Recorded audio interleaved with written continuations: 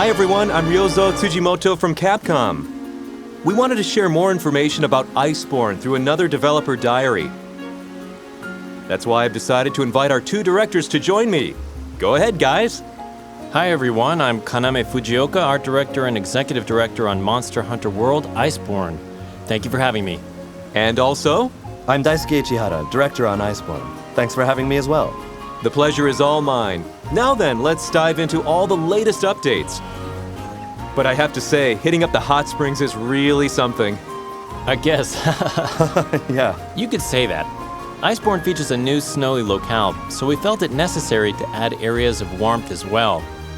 Which is why we wanted to add hot springs into the game itself, and why we're in one right now. Tsujimoto-san really wanted to make this presentation happen. Right, so here we are. That's right. Right. We'll be showing more game footage during our presentation, which will help you understand why we're all relaxing in a hot spring right now.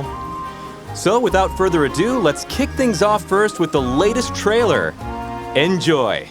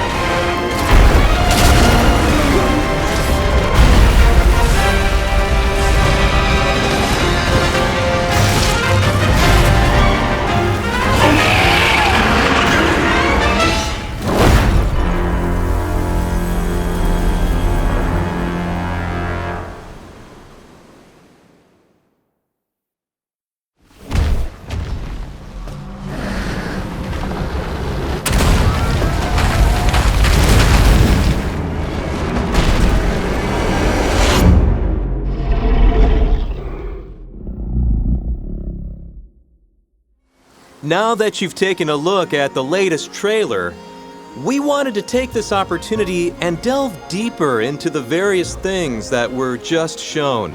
And who better to talk about these features than these two right here?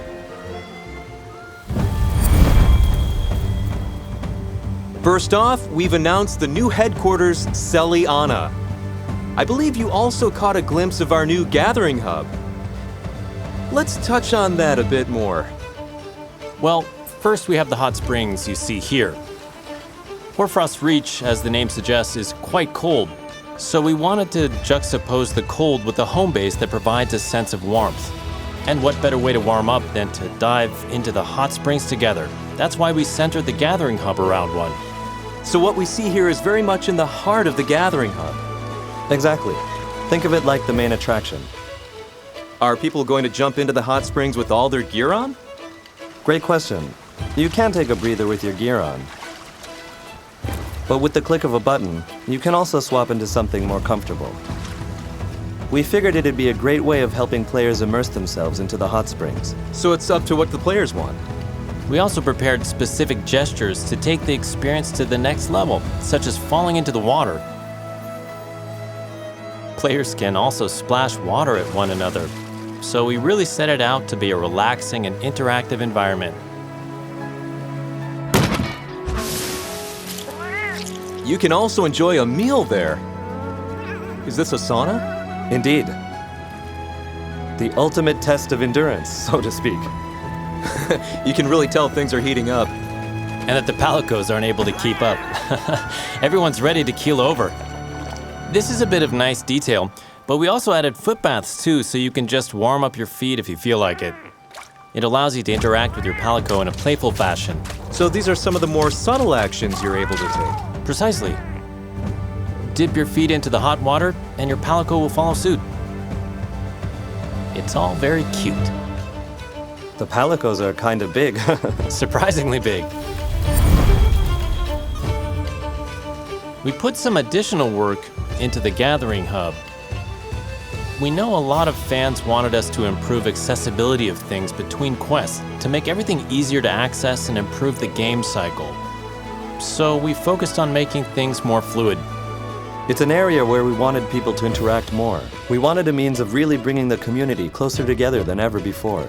There's still some transitional periods, but we wanted to lower the number of loading times. You can now access the smithy directly from the Gathering Hub, for example. And you can also manage your layered gear from the smithy as well.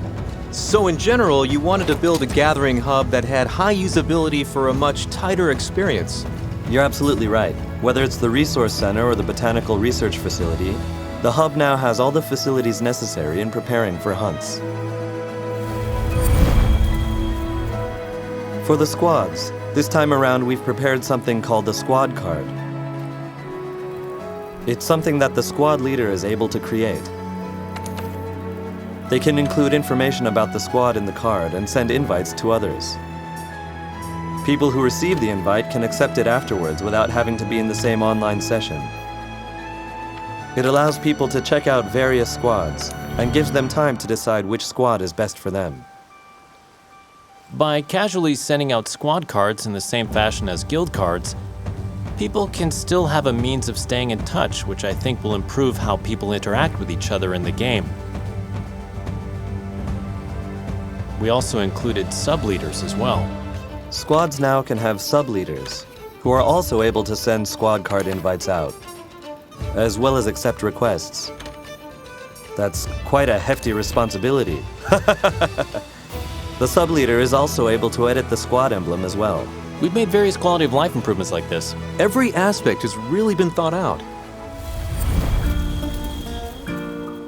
Up until now, there were 2 difficulty settings. There was a difficulty for single player and a difficulty for multiplayer, no matter how many people were playing. This time around, we've added another difficulty for those who are co-oping a quest with a party of 2 people. It adds an extra layer of scalability. Yeah, we're now looking at 3 levels of difficulty.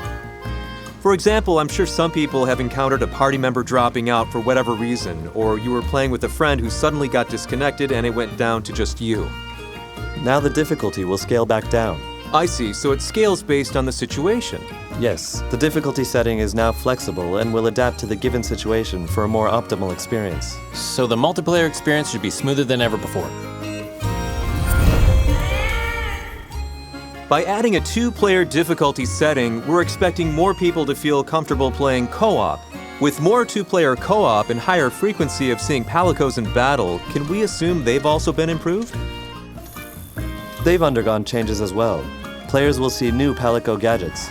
Yes, you can now summon a Shieldspire Stooge. It's a decoy that pops out. They help to draw attention away from the player.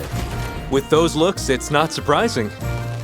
Then there's the Meow Kano, a jar-like cannon that shoots firebombs everywhere. There's also the Vigor Wasp. It now has an added ability to revive players immediately back into battle if they faint. Additionally, there are improved, high-rank versions of the Plunder and Trap Gadgets, which I think players are going to enjoy utilizing on hunts. When Iceborne launches, there will be Monster Hunter World players who have Iceborne and those who don't. But don't worry, we've implemented a system that allows both player groups to play with one another. So I wanted to go into a little bit more detail about that aspect. People who haven't bought Iceborne won't be able to join Iceborne quests. However, Iceborne players can still join up in low to high rank quests set up by Monster Hunter World players. For example, let's say I purchased Iceborne and Ichihara-san still only has Monster Hunter World. I can still help him out in his quests? Yep, that's correct. For those who purchase Iceborne but haven't completed Monster Hunter World, will they be able to use Iceborne game mechanics in the base game? They can. Those elements are not tied to the Iceborne section of the game and can be enjoyed immediately. We're also offering a Master Edition to newcomers to Monster Hunter World, allowing you to enjoy all the new Iceborne mechanics from the start. That's right, even during low rank quests. We're hoping players get to experience the game the way they see fit. Let's continue to go into greater detail about Celiana and dive into the changes made in your room. You're now free to change up the furniture and wallpaper in your room in Celiana to give that extra feel of customization and personalization.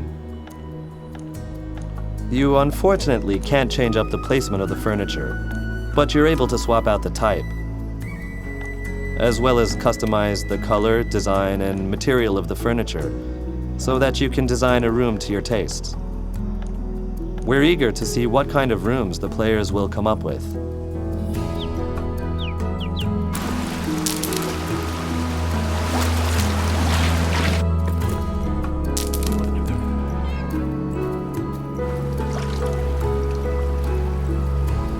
We really wanted to give players that added level of customization, so they're coming back to a unique room like no other. How do you obtain new furniture? You're able to obtain some from completing quests and deliveries. And we also plan on including more furniture in future updates as well. There's also some extra decor in the deluxe kit as well, which we had announced pretty early on. I'm sure there were a lot of fans who were wondering what that was all about. We couldn't talk about details back then. That's right. You can change the entire theme of your room. And while your room is basically made entirely out of wood, such as the pillars, with the deluxe kit, you're able to change it up to stone, which gives a more classic medieval feel to it. When you step out of your room, you can see the outside of it also changes as well. With so much personalization, it makes you want to invite people over to check it out. Totally agree. That feature unfortunately won't be available until post-launch, but we already have plans to implement a feature to allow other people to check out your room. So please stay tuned. Now, let's talk about a new feature called View Mode. We've added a new feature called View Mode to the start menu. You can move the camera around pretty freely, so you can take screenshots of the game from angles you were unable to access previously. We're hoping it'll be a great feature for those who like taking snapshots of cool moments or scenery. Not to mention you're able to change your pose. That's right. All the gestures so far focused more on movement, such as dances. But we also included more gestures designed for anyone wanting to pose for the camera. We figured people can have fun posing with their friends and coming up with some creative group shots. Your Palico can also pose for the camera and have the same gesture as the player. So people can really have very elaborate shots with each other. How do people actually take screenshots? The screenshots themselves would be taken through the hardware's system functions. We figured it'd be a good way to lean on the hardware. So we're looking forward to seeing people utilize it and come up with a lot of memorable shots.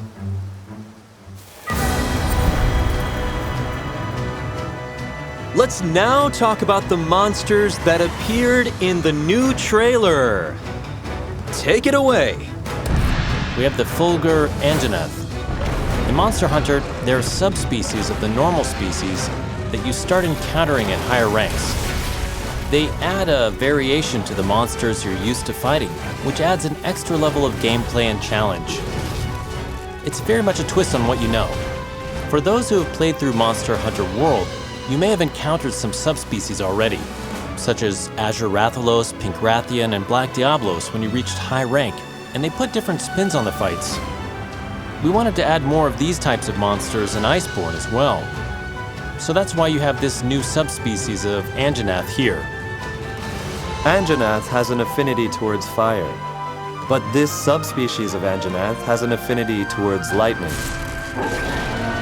However, rather than using lightning directly as a weapon, it uses its lightning as a means to charge its body and strengthen its physical attacks. By storing electricity, it can begin to utilize it. And then, for example, its bite attack will be covered in electricity. At its peak, it really starts to act even more violently. So it's all about the player finding a means of reducing its charge. That'll be the key to victory against it. Now let's move on to the second monster, shall we? This is Ebony Odogaron. The regular species locates and devours chunks of meat to feast on, which makes it a little bit stronger. But with the subspecies, we wanted to embellish this attribute further. It frequently carries its prey in its mouth and eats it when hungry. Think of it as being in a constantly powered-up state. It also has an affinity towards the dragon element. If a player is hit, they'll lose the elemental power on their weapon. So it becomes even more important to pay attention to Ebony Odogaron's movements. The original version was prone to attacking with deadly precision, but the subspecies has added attacks with a wider range, so it'll really change up how you decide to approach the fight. This will be the last monster we talk about today. Glavenus, who captivated the players in Monster Hunter Generations, makes its grand return. It has a unique red and blue appearance, with its tail undoubtedly being its most distinguishable feature. That's right. Its tail is shaped like a great sword, which it wields as a means of hunting its prey. Similar to its previous appearance, we kept elements of its tail heating up or going blunt, and of course adding additional actions fitting of Monster Hunter World. So we hope you'll have a fun time with this monster. Fundamentally, its basic attacks revolve around it heating up its tail and swinging it around for some devastating hits. And it'll also build up fire too. It can also use the heat stored up in its throat to fire attacks at the player. That fire itself also has some features not seen in Monster Hunter Generations. It was a delicate balance of keeping certain elements intact while adding that extra spin that we're giving to all the monsters returning for this iteration. That's all we have for you today in terms of the monsters. But there's still plenty more monsters to talk about. So please stay tuned as we continue to roll out more information for you. I just wanted to take this opportunity to summarize our product lineup. Monster Hunter World Iceborne will have a global release on PS4 and Xbox One this year on September 6th. The PC version will be coming this winter. If you already have Monster Hunter World, you can pre-order the Iceborne expansion now and immediately jump into new gameplay at launch. For those who haven't played Monster Hunter World, we recommend checking out the Master Edition, which includes both the base game and the Iceborne expansion. You can pre-order it online or at your local retail store. We also have the Digital Deluxe version that includes the Deluxe Kit. This contains additional layered armor, the aforementioned room decor, as well as stickers and gestures. This is also available for pre-order now. If you purchase any of these products before the launch of the game or just after release, you'll also get the Yukumo layered armor set as an incentive. That's all we have for you today, and we hope you enjoyed what you saw. We'll have more updates for you in August. So, we'll see you then! Well then, let's end things with our usual call-out. Ready? Happy hunting!